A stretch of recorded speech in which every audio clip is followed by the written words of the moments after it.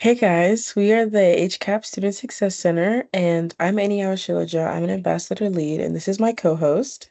Lyrie Villar's ambassador. And today we're going to be talking about the benefits of journaling in a podcast style.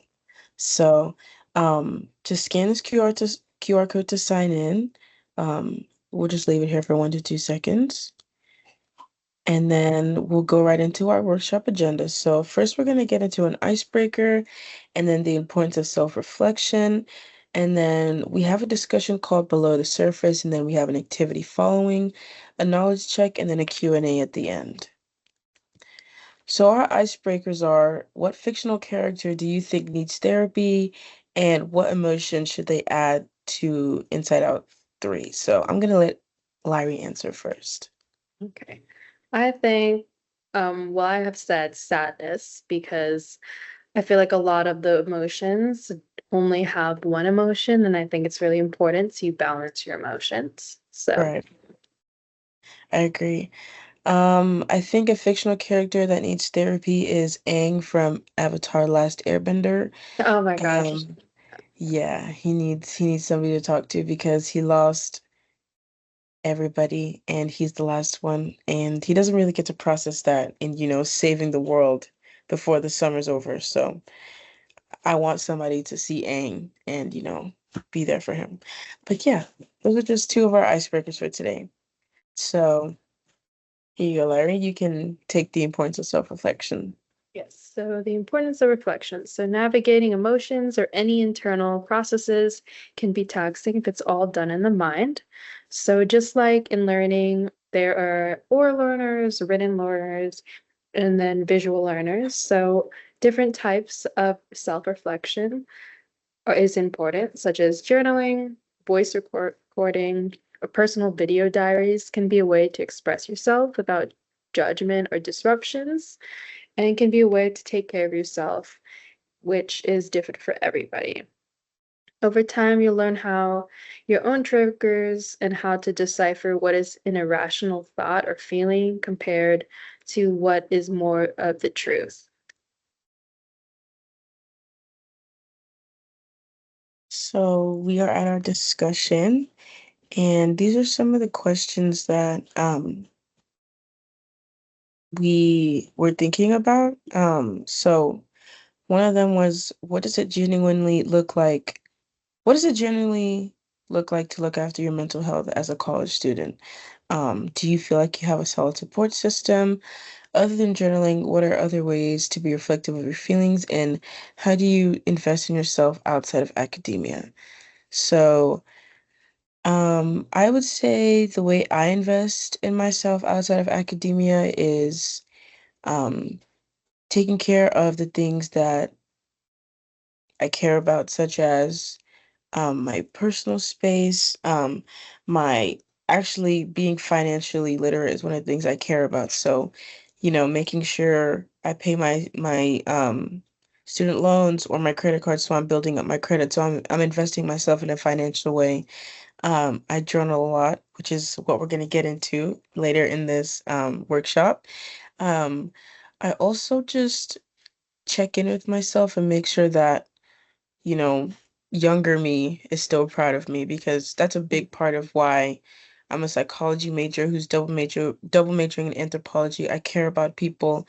I care about my past selves and how that manifests into who I am now, and also for that in every person that I interact with. So just taking care of myself in those little ways is how I invest in myself outside of academia.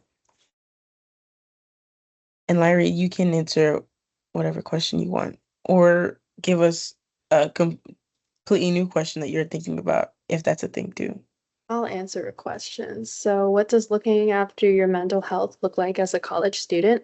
So, I would say since we get overwhelmed with a lot of schoolwork and whatnot, I think it's really important to take time out of your day to also self-reflect. So that could be journaling, but also doing things that you actually are passionate or genuinely care about.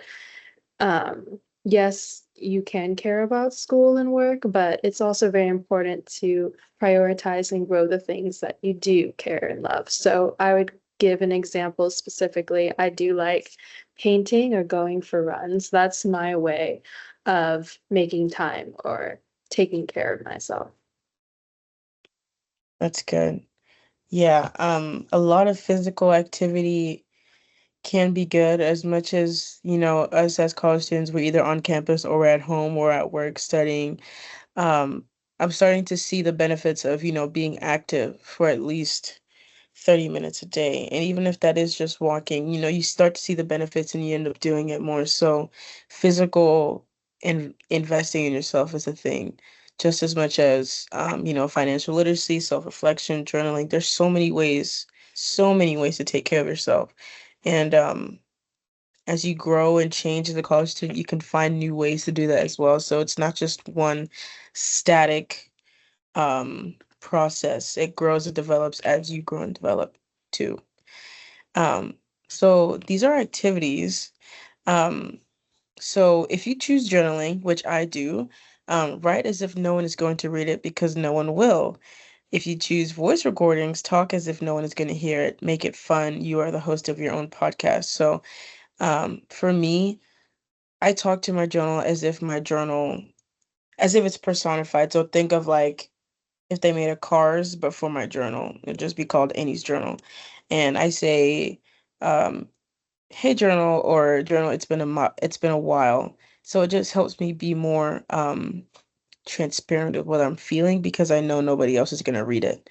And then yeah, it's other than me and my personal beliefs, like this is the only thing that I'm truly honest with. And yeah, I don't know if y'all can see this. I have really small It's very handwriting. neat and clean and straight. Thank you. It's actually upside down. But yeah, this is my fifth or sixth journal. I started in high school and it's been really healthy for me to find a place to put my thoughts down that if I'm having a rough day and I just want to get everything out on paper and close it and not look at it, I can do it. I don't have to think about it.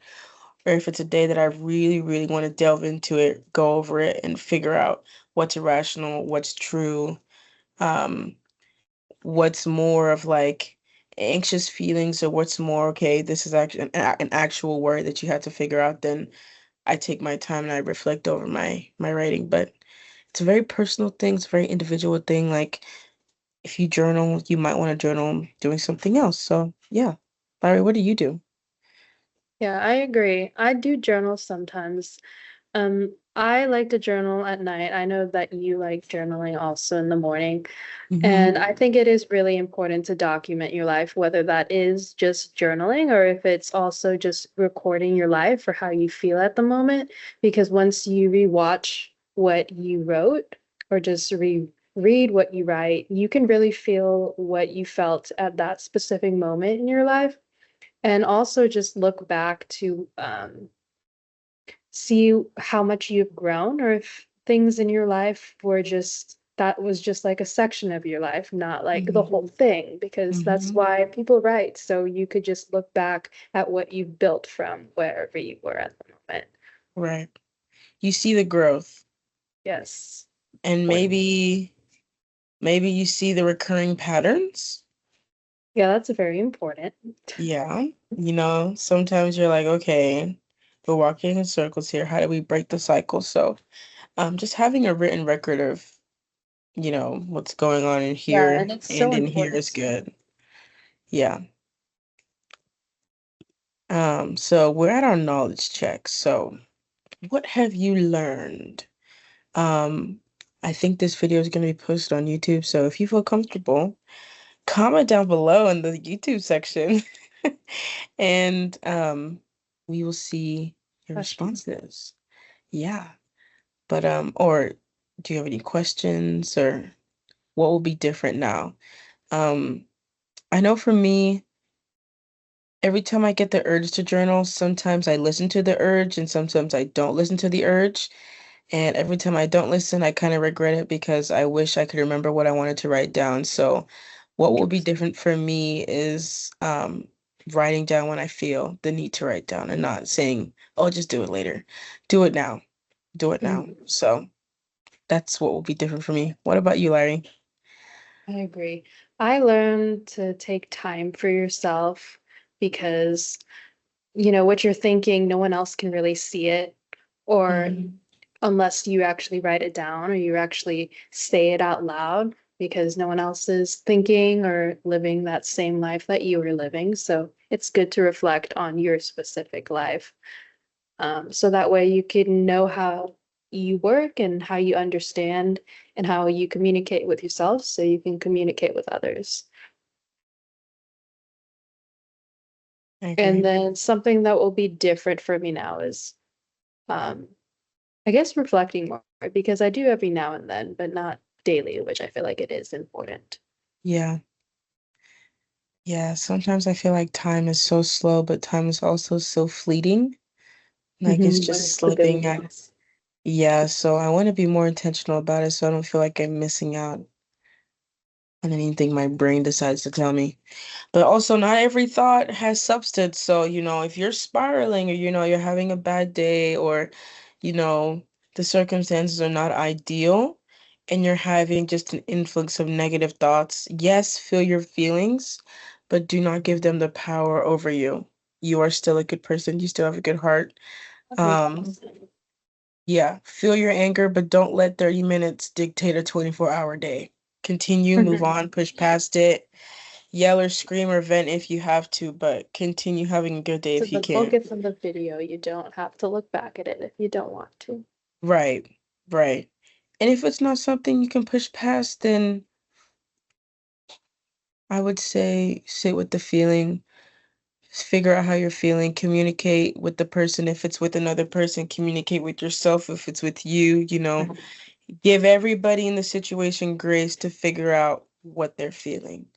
So, yeah, because anger is an emotion, right? And anger is an important emotion. And it's not good to suppress that, nor is sadness. No, it's no. So, And nor is anxiety. exactly. Feel your feelings, guys. Feel your feelings. But yeah, any questions, any thoughts? Also, comment down below. Um, we will definitely respond.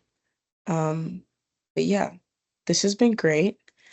We have some resources, so you can scan this QR code to give us your feedback, and it will get sent to directly to us at the HCAP Student Success Center, and we will use these feedback to see how we can be better servants to you guys as the students at HCAP. So please fill this out. We greatly, greatly appreciate it. Um, this QR code takes you to all the UTSA well-being resources such as Timely Care, which is 24/7 counseling provided by UTSA.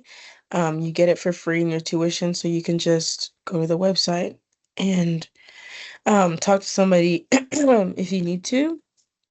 These are our contacts, so thank you for coming. My email's at the top and Lyre's at the bottom.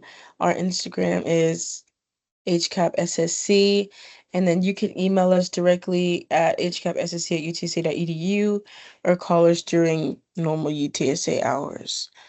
But yeah, this was really great. Um, this is the end of the HCAP Summer Workshop podcast. Thank you guys for watching, and we will see you on campus or whenever you see us. But thank y'all for watching. Bye.